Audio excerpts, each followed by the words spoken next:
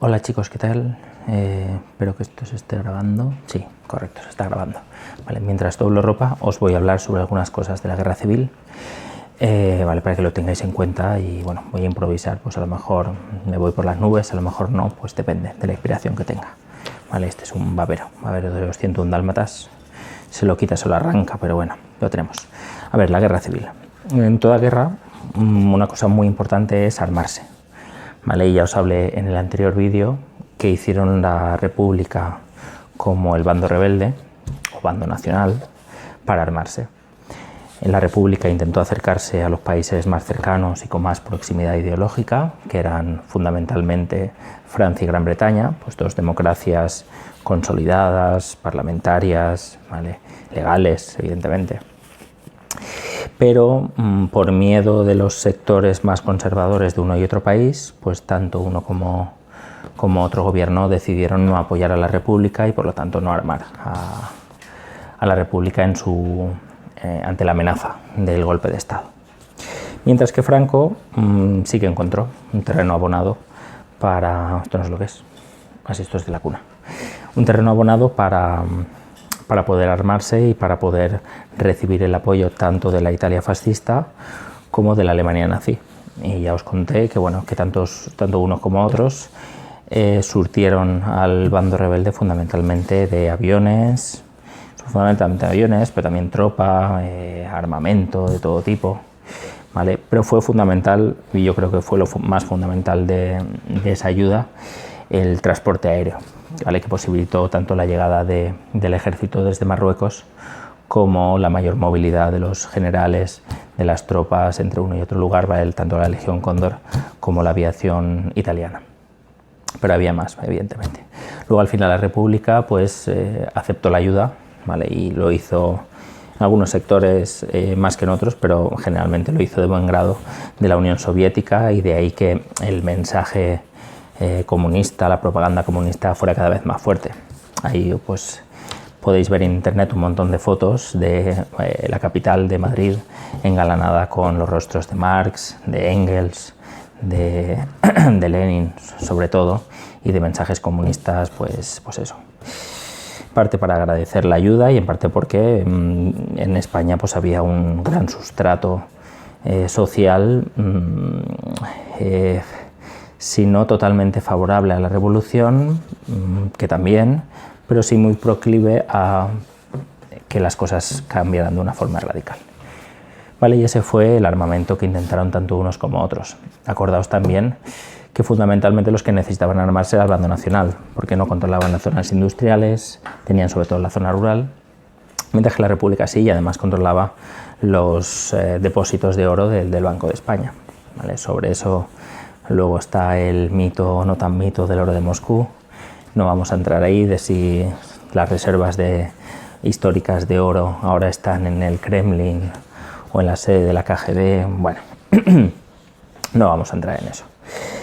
Pero aparte de esta acción de rearme por parte de unos y de otros, también está el armarse ideológicamente, que eso es muy importante, eso es importantísimo, porque ante una guerra es importante trasladar un mensaje de dirección clara, ¿vale?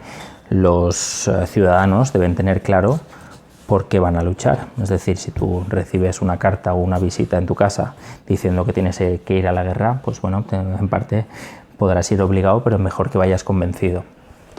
Entonces, lo que son los mensajes, lo que es la propaganda en una guerra es fundamental, y seguramente el auge de los fascismos y de los mensajes autoritarios, buena parte de su éxito que tuvieron en los años 30 se debió a una campaña de propaganda espectacular por parte tanto del Partido Fascista Italiano como del Partido Nazi.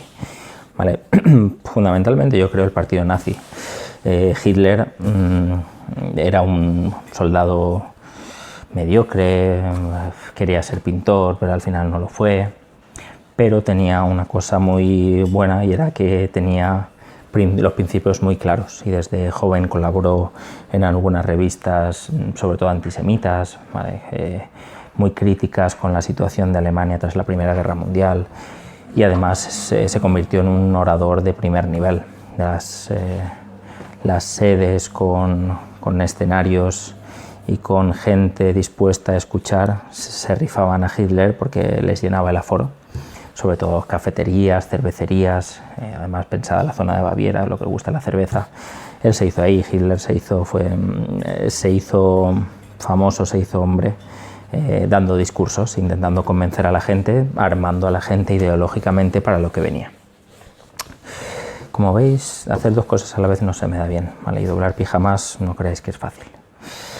Vi un vídeo de, no sé si la conocéis, Marie Kondo, que es una japonesa que enseña cómo doblar las cosas para que se queden bien. Bueno, también me la aprendí, pero se me olvida. Pero es que hoy tenemos una pila de ropa increíble. Lo que iba diciendo, el rearme ideológico es fundamental y el bando rebelde necesitaba, ¿vale? Como bando rebelde, ante esa rebeldía había que explicar los principios y las motivaciones por las cuales un sector del ejército se levantaba contra el gobierno legítimo. Es decir, ir contra la legitimidad no sale gratis y o tienes buenas razones para hacerlo o no vas a recibir el apoyo necesario, porque quien tiene el ejército, quien manda sobre ellos, quien cobra impuestos, quien maneja la política es el gobierno, no son los militares que se van a levantar contra ese gobierno. Entonces, pensad quiénes eran los más proclives a ese levantamiento, quiénes lo estaban pidiendo y quién pedía y quién estaba exigiendo ya casi a la altura de febrero, marzo de 1936, quien estaba pidiendo ese golpe de Estado de la derecha, y era mucha parte de la CEDA, Falange, sobre todo la CEDA. Renovación Española, pues los partidos más de derechas y que veían su posición mucho más amenazada por el Frente Popular recién salido de las elecciones del 36.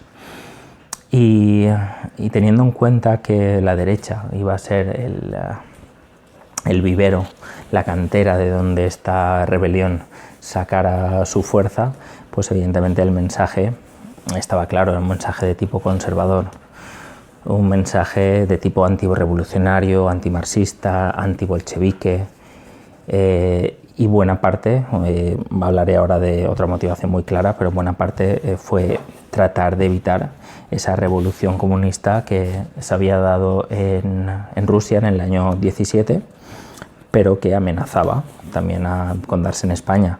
Y este triunfo del Frente Popular, con los socialistas que no entraron en el gobierno, pero que empujaban de un modo muy fuerte las políticas y además habían apoyado la Revolución de Asturias del 34, violenta, tanto la propia revolución como la represión, ¿vale? Era un caldo de cultivo de una revolución que estaba clara y que amenazaba a las clases terratenientes, amenazaba al status quo, a los políticos. Un momento, me está llamando. Uy, que si me pongo así, parece que estoy tapando la calva. Yo no, yo orgulloso de la calvicie. Joder, que no puedo, si estoy más para atrás se va. Ahí, perfecto. Además, estoy hablando del antimarxismo, contrarrevolución por parte del bando rebelde.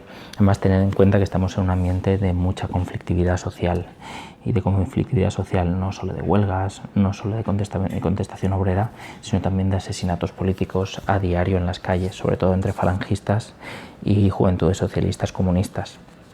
Entonces, ante esta situación y con esa chispa final que provocó el incendio del asesinato tanto del teniente Castillo por parte de falangistas como de José Calvo Sotelo, líder de la derecha española en esos momentos, por parte de fuerzas y cuerpos de orden y seguridad del Estado, acabaron por incendiar la situación y acabaron pues armando al bando nacional y al bando republicano con razones de peso. Por la parte del bando republicano, con la sensación de que el fascismo estaba creciendo y el autoritarismo y los asesinatos políticos de gente de izquierdas, y por parte de la derecha pues todo lo contrario, ¿vale? Que el comunismo, amparado además por un Estado pues a su entender estaba haciendo poco por evitar esa violencia, pues también se armó con ese argumento de que era necesario un golpe de Estado para acabar con esta situación de caos. Y luego, y voy acabando porque me reclaman, Segundo armamento ideológico, para el bando rebelde sobre todo, es el argumento, es el arma religiosa. Acordaos que durante el bienio reformista y luego las primeras políticas del Frente Popular tuvieron un fuerte componente, no sé si antirreligioso, ¿vale? Seguramente no, y además según lo que cuenta Azaña, según los discursos del que fue presidente del gobierno durante el bienio reformista y después presidente de la República en el 36, él no era especialmente antirreligioso, él era fundamentalmente una persona de un espíritu laico, es decir, consideraba que el Estado no tenía que inmiscuirse en la política. Y además consideraba que la educación también era parte de la política, porque un Estado tiene que encargarse de la educación pública de sus ciudadanos. Y por eso se llevó a cabo esta política, la política de, por una parte, de quitarle poder en la educación a la Iglesia, y por otra parte de convertir al Estado en una institución laica, donde no se apoyaba a las distintas confesiones. ¿De acuerdo? Pero claro, esto generó un caldo de cultivo. Se consideraba que la República era antirreligiosa, anticatólica, y evidentemente los movimientos anticlericales clarísimos por parte del republicanismo, por ejemplo Blasco Ibáñez, el escritor valenciano Blasco Ibáñez era un anticlerical absoluto, para la derecha era el demonio absoluto, y siempre estaba pues, echando bromas sobre los curas y llamando a incendiar los conventos, a levantarle las faldas. Lo de levantar las faldas, eso creo que lo dijo Lerroux, que ha llegado el momento de levantar las faldas a las monjas y alzarlas al estatus de madre, algo así dijo. Bueno, no sé si era Lerroux, miradlo por internet. Vale, entonces el movimiento obrero también de fuerte carácter anticlerical, sobre todo por la tenencia de tantas posesiones por parte de la Iglesia, y claro, las derechas se vieron como defensoras claras de la religión católica, vale, y de ahí el concordato al que se llegó con el gobierno de la República, de ahí el antirreformismo por parte del gobierno de Lerroux, de la CEDA, de todo lo que había montado el republicanismo anterior, y de ahí también pues, el carácter de cruzada que acabó teniendo el golpe de Estado. Y de hecho la mayoría de los obispos de las ciudades más importantes apoyaron el golpe desde el principio, incluso aquellos que estaban en zona republicana, y escribieron cartas pastorales llamando a apoyar a los rebeldes, amenazando de excomunión a los que no lo hicieran. Contestación: quema de conventos, asesinato en masa de clérigos, de monjas. Las cifras están ahí, podéis verlas, y evidentemente, como dice Julián Casanova en su libro, eso tampoco ayudó. Lo que lo dice está muy bien dicho, ayudó mucho al bando rebelde porque le dio un argumento muy de peso para ese golpe de Estado y para unar fuerzas en torno a esa rebelión, y sin embargo a los republicanos no les dio apenas nada. Bueno, la satisfacción de poder llevar a cabo esa política represiva contra el clero, pero a fin de cuentas imposibilitó en buena medida el apoyo del exterior. Francia y Gran Bretaña se asustaron ante esos episodios, y por otra parte, aparte de esa mala prensa que se sacó de positivo, pues absolutamente nada. Fue un error por parte de la República no atajar desde el primer momento ese tipo de cosas, a sabiendas de que le iba a dar armas ideológicas al bando rebelde. Vale, entonces esas dos armas fundamentales, el antimarxismo y luego el carácter de cruzada contra los infieles republicanos.